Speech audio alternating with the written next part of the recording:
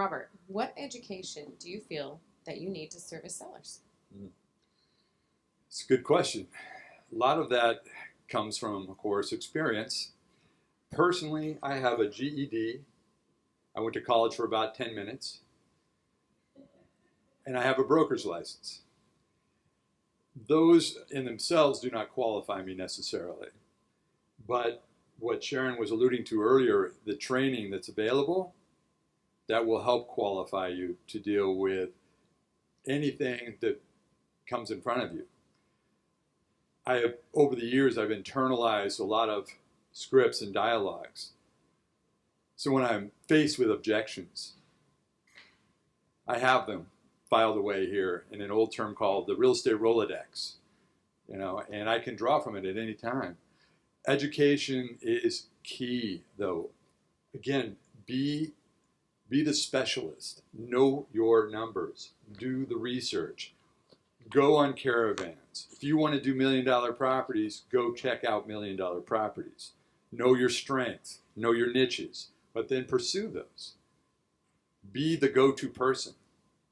You don't want to be at a listing appointment and learning, having the seller teach you the lesson at that point. Yeah, but be willing to learn and show up, as Sharyn says. Show up. Thank you. Sharyn, how do you find most of your listings? Well, since joining the company, before when I was with RE/MAX for 13 years, I felt like every time a listing closed, escrow, or a buyer, an escrow closed, I felt like I'd just been fired from a job. I thought, oh my gosh, I got to go and start all over again. I have to go find a new client, find a new seller. It was exhausting, and I really didn't know any other way. It was like hard work. We did a lot of money in advertising, magazines, open houses, just really canvassing. I mean, there's so many things you can do, your network, your sphere. But once I came here and Andrew asked me, so where's your list of business, and I'm like, what? I had never worked my past clients. And so coming here was the change that I made to make it so much easier to get listings. And so working the past clients, staying in connection with people, even making the difficult phone calls, the people you haven't talked to in 2 and 3 years from a sale of a long time ago, is so painful to try and call back and say, I'm sure you don't remember me, but we actually came up with some scripts for that. Karen helped me. How did that go? That one letter that you have, do you remember which letter I'm talking about? Yes. She has an excellent letter that you send out before you make the phone call to kind of soften the ice, and it was, sorry, I stayed in touch letter. It's really good. So I used that in the beginning. But anyway, yeah, that's probably working your sphere and your past clients is probably the easiest way to get listings. The second easiest way, which I've kind of just, since working with Karen, is the door knocking in the neighborhood around a current listing. So you can get another listing from the listing you already have. I was able to take one this year from one listing and turn it into 6 sales.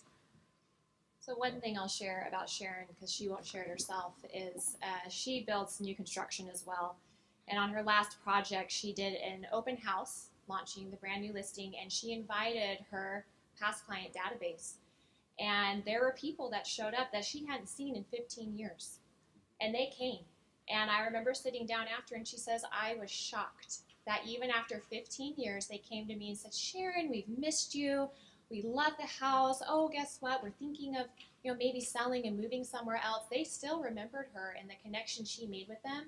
So don't think that if it's been 10, 15 years, it hasn't been too long to reach back out and rekindle those relationships. So don't give up on people in your past client database just because it's been more than a couple of years. They will remember you, and you can rebuild those connections. So I always love that story, that things that she's done in the past.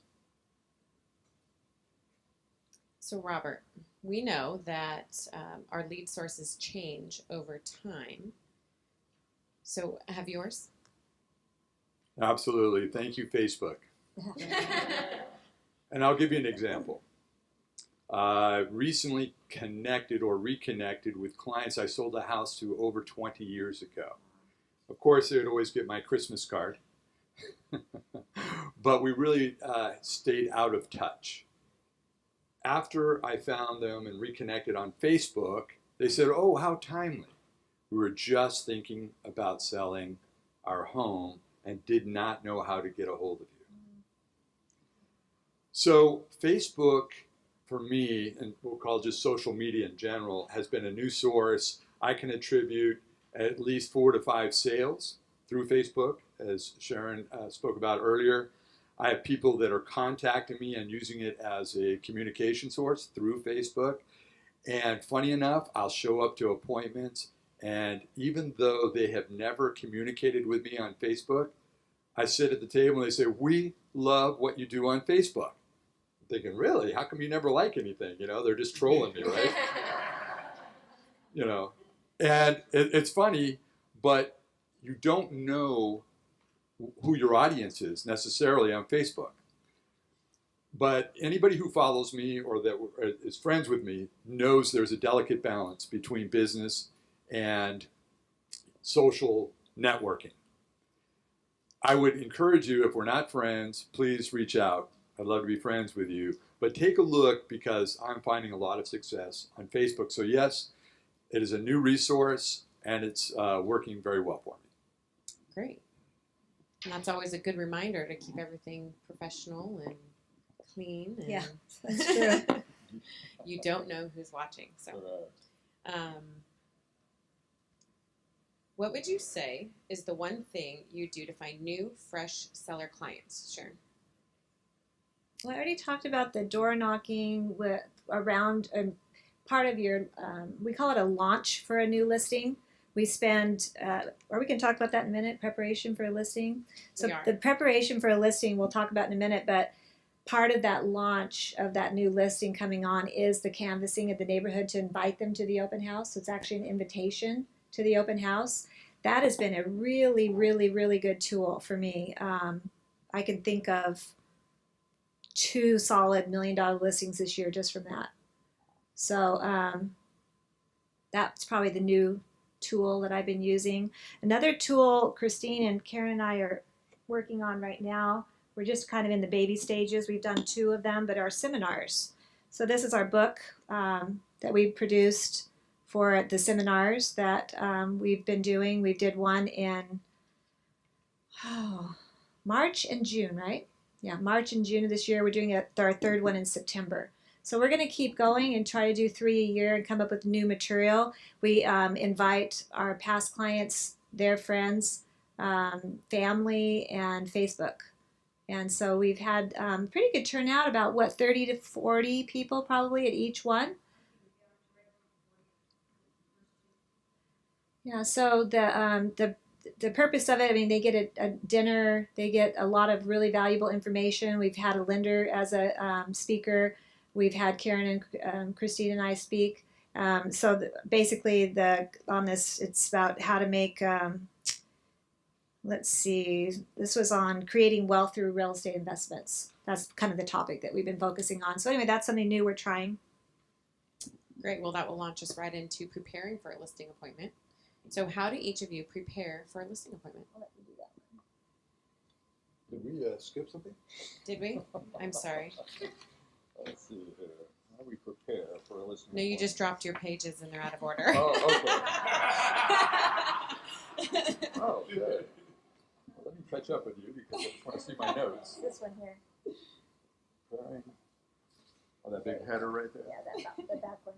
Right. Okay. So obviously this is probably one of the most important questions, being prepared to go to the listing appointment. And I prepare for all my listing appointments the same way, essentially the same way. I research the property information, comparables, and I do research consumer sites. I want to know what the estimated values are projected by Redfin or Zillow or some of the other consumer sites. It's good to know what the consumers are looking at so that you can share it with your sellers.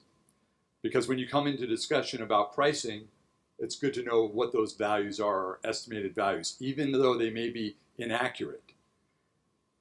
And I coined a phrase, don't be a zidiot. So don't always believe what Zillow tells you. You can go ahead and use that one if you like. So I not only want to understand the property and the comparables, but I want to understand the clients. As Tiffany started with your 10 tips, so important to know who your client is.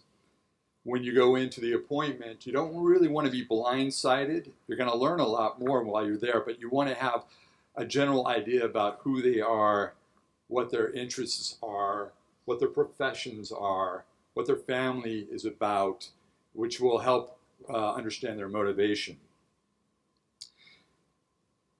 For the most part, our materials that we have available to us, you don't need much more. It's all in the presentations that we've had developed, and they're beautiful. So I do rely on those because, again, there's no reason why not to. And then I'll customize any other information. Perhaps I'll put my market report in there, analysis, personal information. But I think that most of all is really knowing your numbers. Right, Mindy? Absolutely. When I come into I will know every sale intimately. I will know where its relationship is to the subject property. I will call agents and interview them about their sale. Why isn't it selling? Why do you think it's not selling? Why did you get multiple offers? How did that go? A lot of agents are happy to talk about it. Okay, that's what appraisers do, right? They call us and ask us specifics about that listing because they need to understand. So as a good listing agent, feel free to call other agents, especially on the comparables, and ask them what happened. Aren't you going to sound brilliant when you know that answer talking to the sellers? Oh my gosh, you're the inside guy, right? And that's what we are. We're information brokers, aren't we? And even with all the consumer sites that are out there, they've never been in these properties. Redfin and Zillow, et cetera, et cetera. We being there, I've been in that property. I saw that sale. This is why it compares and this is why it doesn't. So preparation, that's key. Thank you. Well, and I'm going to go back and touch on the researching your sellers. I think it's really important. And I always look for commonalities, whether it's I'm walking through the home the very first time and I see something that I can have a touch point on to have something in common with them, or something on Facebook. And I've seen stuff on Facebook, maybe it's a rant, and I go, good to know, don't touch that subject, or, especially if you disagree on it, or if you agree on it. It really provides some insight. So you can call it stalking if you want. But okay, so what comparative market analysis system do you use to determine value, Robert? I love Sandicor. Everything's there. Everything you need. There's a lot of other programs out there that have bells and whistles and shiny objects attached to them. I always start there because there's so much more there if you know how to use it correctly. So I start there. The reports, there's flashes you want to make them if you know how to use Sandicor. I know that Sharyn is playing with some other programs right now that she likes, but Sandicor to me, that's always been, and it's funny, people, you talk about reinventing, and keep evolving, if you will, with technology. I believe all the technology is there that you need, and so I'm very comfortable using that for my property analysis. Sure. Yeah, I feel the same way. Even if I use a different program, I'll go to Sandicor first because I feel like everything's there, and I will run the numbers and print the summary report so I can have that first, and then I'll go into a couple other programs because I like to get a good feel in different directions with the different sites. So yeah, like Robert, I check Redfin and Zillow. Usually they're always off, and then I'll check the sand decor next, and then I'll the one I'm playing with right now is called Cloud CMA. Gary, I had tried Flash CMA, and I liked it, but I wasn't totally impressed with the reports and the pages that you could pick for the report. So then I tried Cloud CMA, and I'll show you the reason why. I wanted a really nice, clean presentation for the specific listing, and I just have to show you what it looks like. So this is the actual CMA, what it looks like. They even have the blue border with the orange borders on the top. Super clean, gives me a map with the 8 listings that I picked. And then it takes each page and gives me a summary with the highlights and the pictures. Look how beautiful that is. So if you want to do like an impressive listing, over $1 million listing, I think this is beautiful. I mean, it looks so much better than my sand decor reports that I usually do. So I wanted this to be impressive yesterday, so that's why I did the free 30-day trial period to try it out, and I was really happy with the report. So I'll let you know if I keep using it or not, but right now it was easy to use and the reports are beautiful. Robert, how do you prepare to show your value-added services to potential sellers?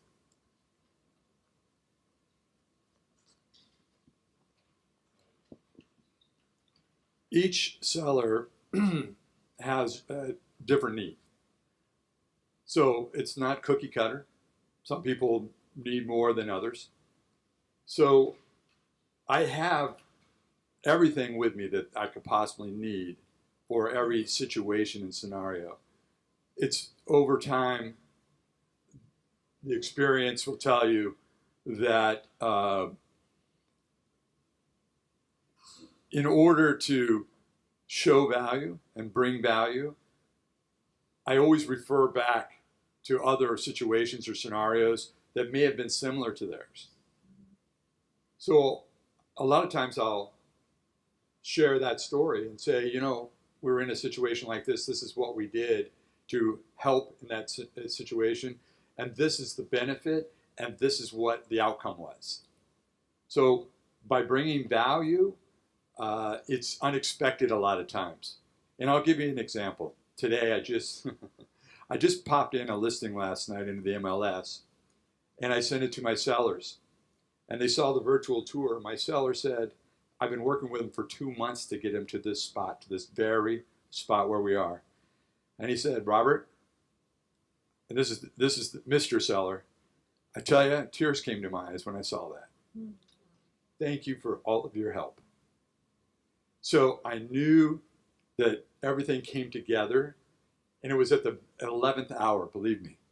We already missed a launch date last week. I extended it out because we still weren't there. But we, in all the resources we bring together, if you treat people and with the utmost respect and value, you value them, this will all come through in your presentation.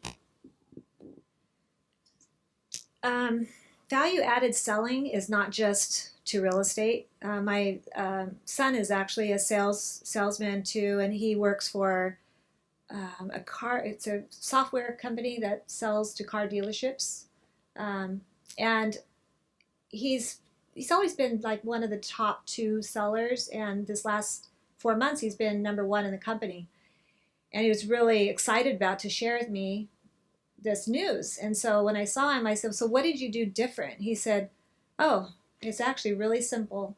It's called value-added selling.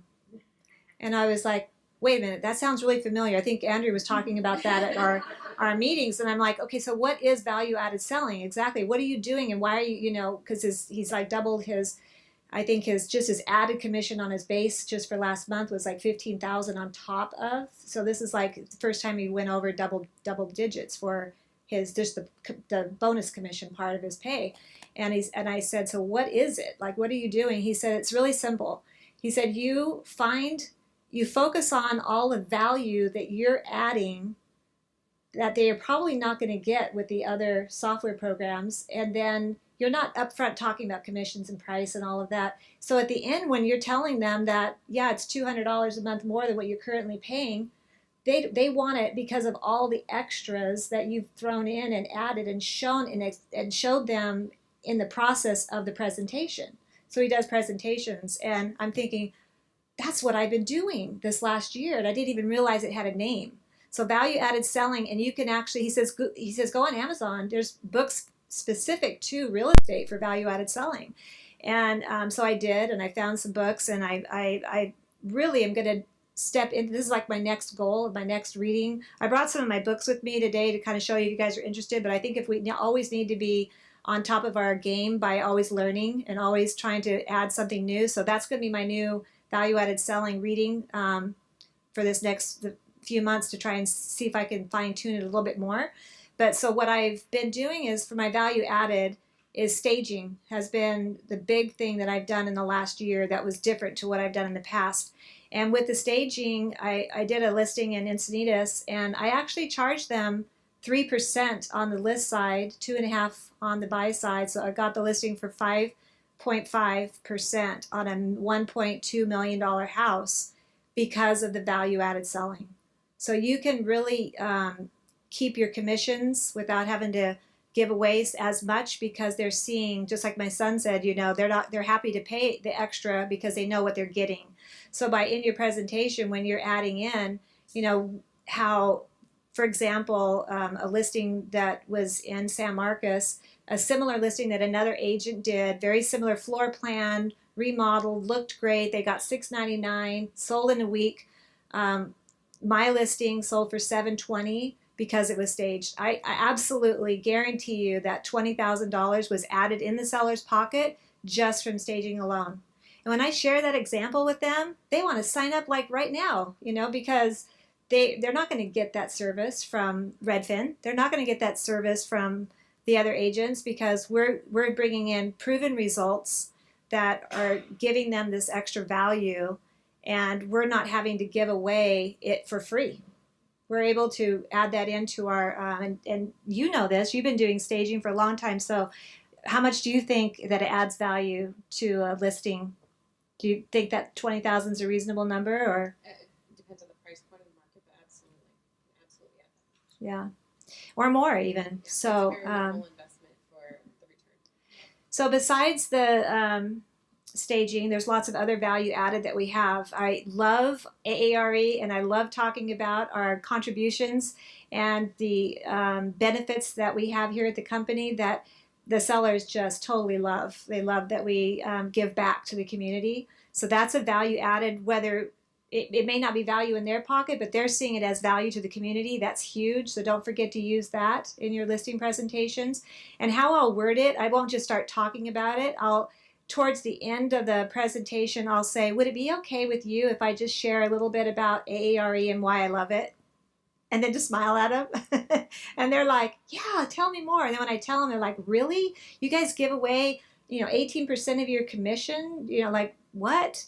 So that adds a huge value. So just start thinking in your mind of things that you could talk about at a listing presentation that is the value added that they're getting for free, basically, because they're going to pay that 5% probably to somebody else. So they might as well pay 5% to you. And sometimes if I do the 5%, they'll even pay for the staging and say, I can offer that to you as included for 5.5%, or we can list it for 5% and you can pay the staging yourself. And I have someone who's really good and it's reasonable. And since it's owner occupied, it'll probably run you about $1,000. So that's a really good value because like I said, we're going to add at least $10,000 or more in value added to the sales price because of doing this. It's a lot of work. We'll give you pages and pages of things to do, but it's definitely worth it. Are you up to that challenge? And they're like, I'll do whatever you want me to do, and they're ready to meet with the stager the next day, get their list and start working.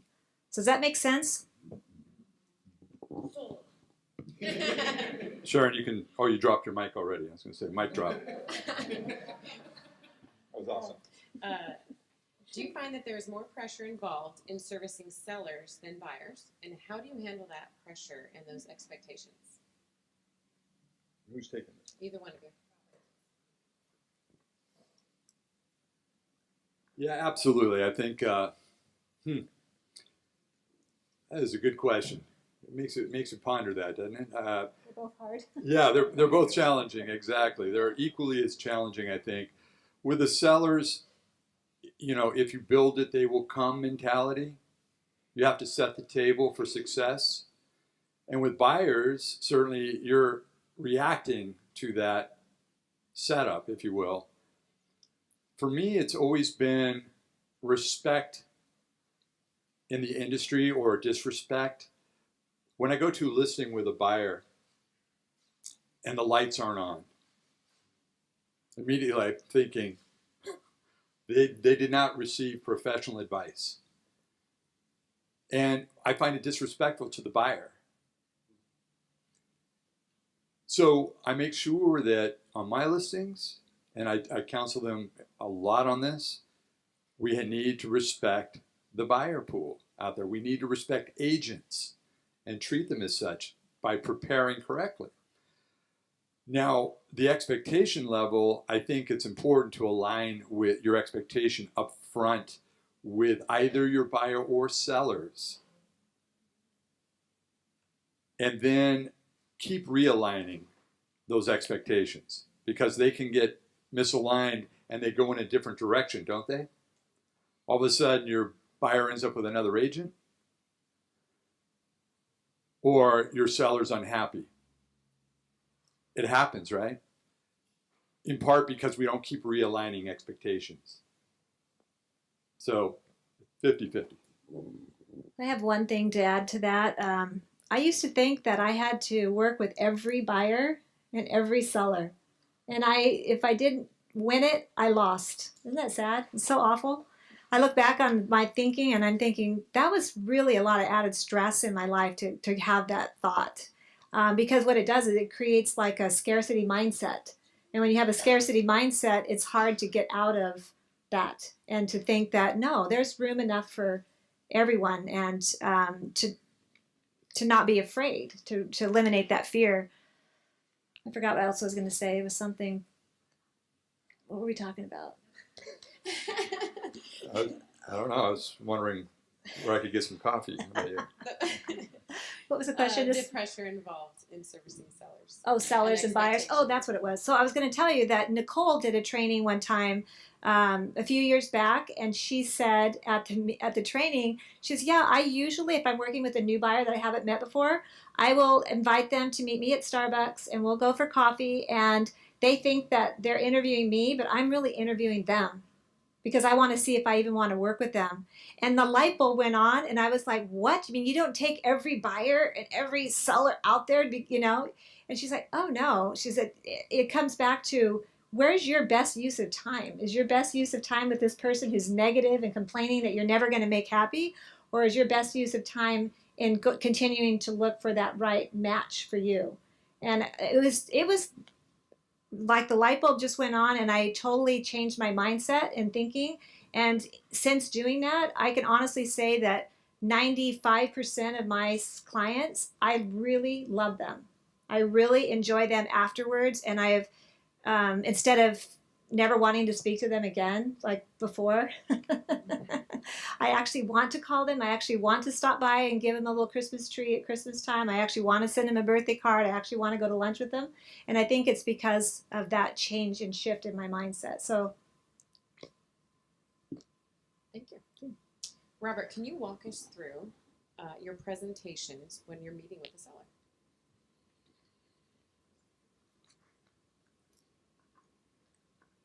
It's all about setting the tone. And I believe that I want to know as much, again, about the client before the meeting. And when I meet a client for the first time, sometimes it's the first time, I really want to create that relationship. That's what I'm focused on even before the home. I want them to feel that I'm credible. I want them to feel that I'm affable. Also, I want to find out more about them, their family. Then when we start to walk the property, I want them to tell me what they love about it, tell me some history about it. Also, reveal the warts. Tell me what you don't like about the property. Just equally as important. I always say that to my buyers. It's equally important to know what you don't want as to what you do want. So when we're looking at dog houses, they say, this is not what I want. Great, let's go find what you do want. So setting the tone is, in part, that relationship building where they feel you're very sincere about their outcome, not about your check, not about commissions.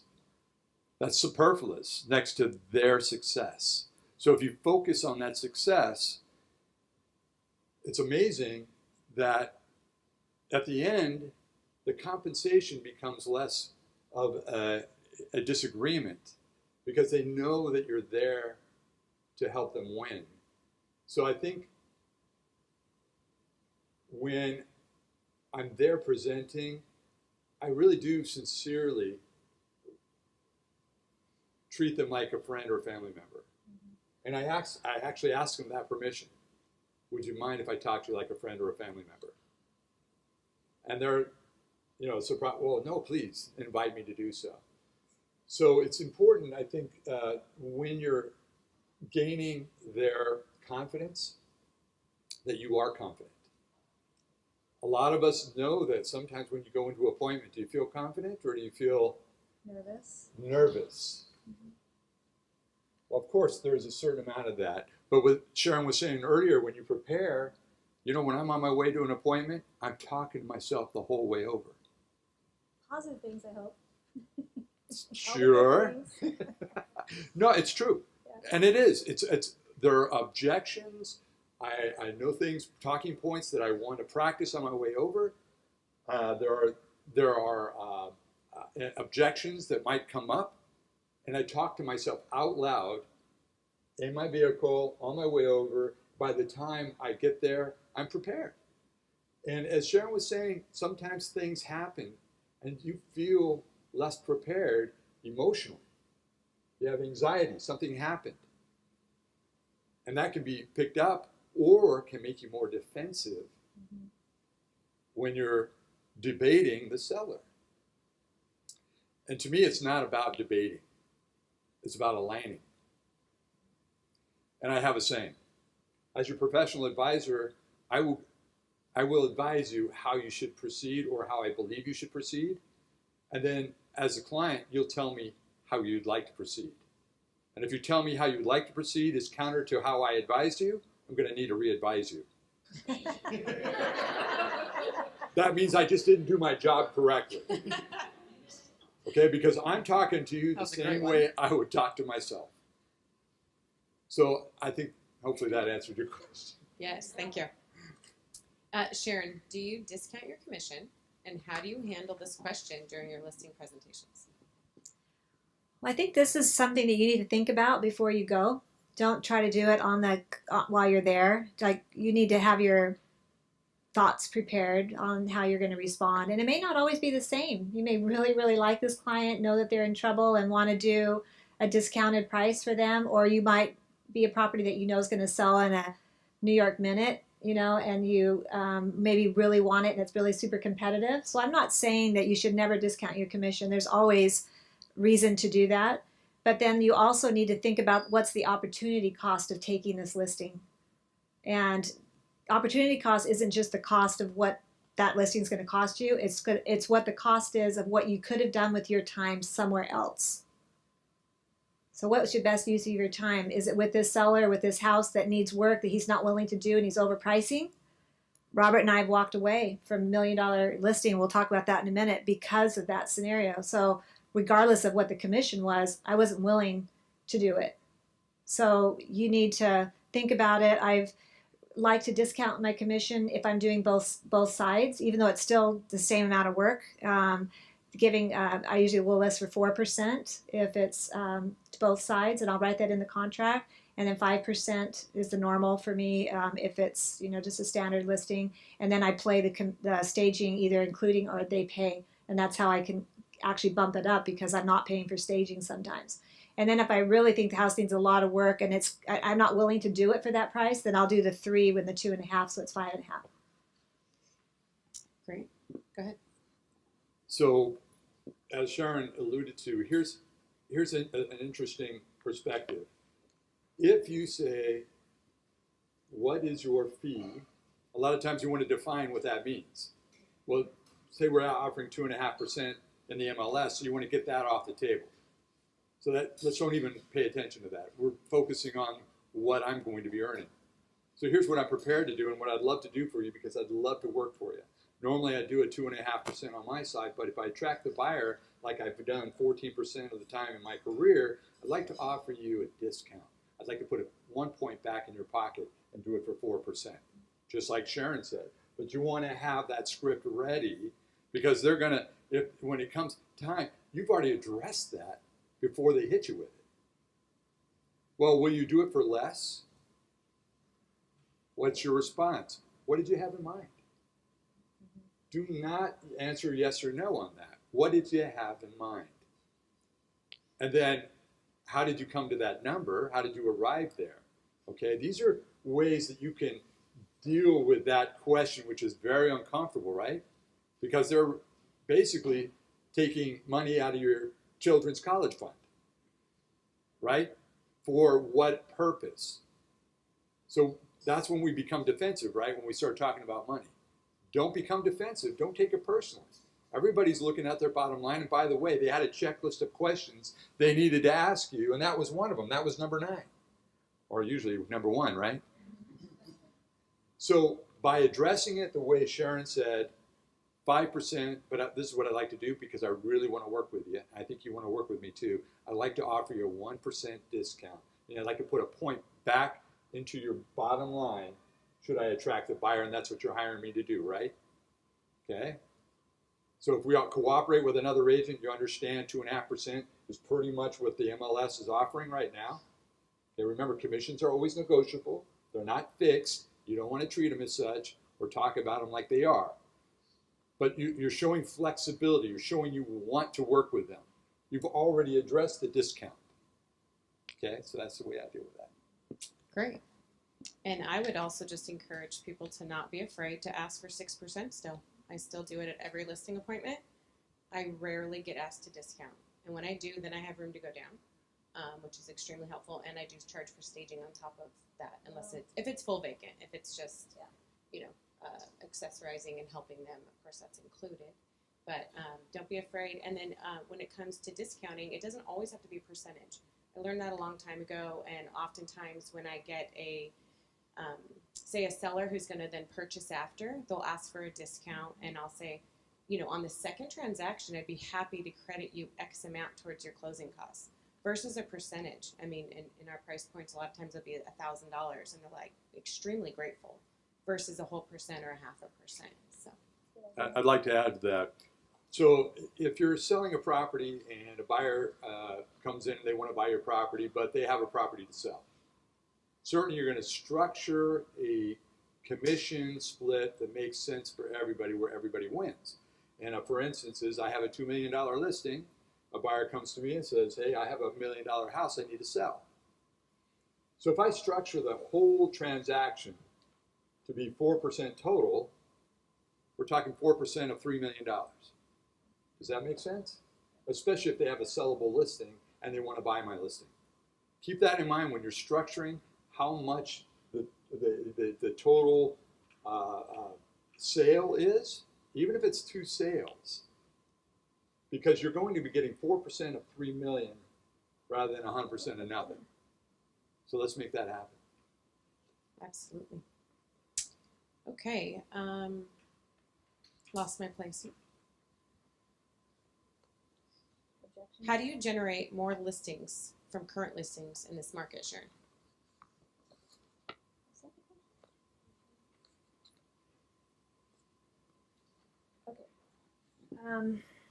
Generate more listings from your current listing? listings. Okay. So the one I was talking about earlier, the one where I had 1 sale that I was able to turn into the 6 sales, was basically a couple different things. One was doing exactly what Robert just did, And that's where they came to see my listing and needed to sell $1 million listing. And I said, I'd love to help you with that. And I can discount my commission to make that happen so that you can net what you need to net in order to buy this property. And just that one sentence right there at the place before they even wrote the offer sealed the deal. She already had a realtor, the next door neighbor, that she was going to use to list her property, who was furious with her after she told her she was listing with me. But because I kind of like threw it out there right in the beginning, if I had waited even a day to call her up and say, you know what, I'd love to list your house if, you know, and I'll give you a little discount, she would have already talked to the next door neighbor. So I actually, it's the first time in my life I was ever brave enough to say it on the spot. And so I ended up listing that one. And then doing the door knocking, the canvassing, and inviting to the open house. The neighbor saw that, and he wasn't even planning on moving, and he ended up getting a job relocation. He calls me up and said, I want you to do exactly what you did for the neighbor. So because he had gotten the invitation to the open house and door knocked the second time with the Just Sold in Your Neighborhood flyer. So 2 door knockings, one before the open house, one upon closing.